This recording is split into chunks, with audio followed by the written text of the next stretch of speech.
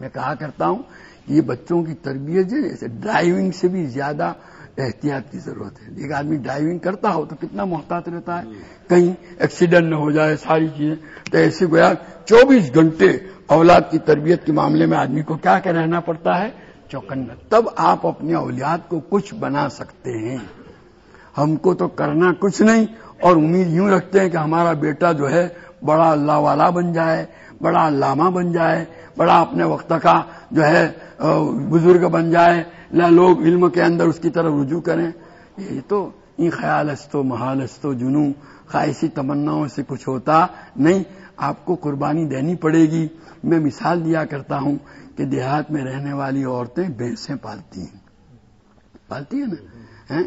تو جس زمانے میں بھینس دودھ دے رہی ہوتی ہے نا, تو اس زمانے میں دوسرے کسی بستی میں رشتے داروں میں اگر شادی ہے, کوئی تقریب ہے, گھر کے سب لوگ جائیں گے لیکن وہ عورت جائے گی نہیں. وہ کہے گی میں جاؤں گی تو میری بھینس میرے علاوہ کسی کو دودھ دیتی نہیں ہے, وہ ہاتھ سے نکل جائے گی.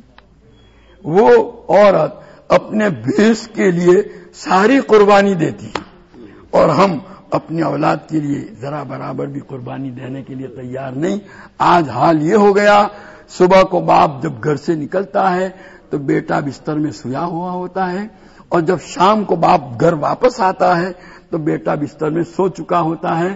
کب اٹھا, اٹھنے کے بعد کہاں گیا, کن دوستوں کے ساتھ رہا, کس کی صحبت پائی, کیا کیا, باپ کو کچھ معلوم نہیں.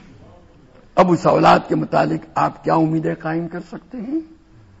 ہم نے کیا فریضہ انجام دیا اولاد کے متعلق؟ ضرورت ہے کہ اس کی طرف توجہ کی جائے, اور اللہ نے موقع دیا, اللہ کی اس نعمت کا حق یہی ہے کہ ہم اس کی طرف خاص توجہ برتیں.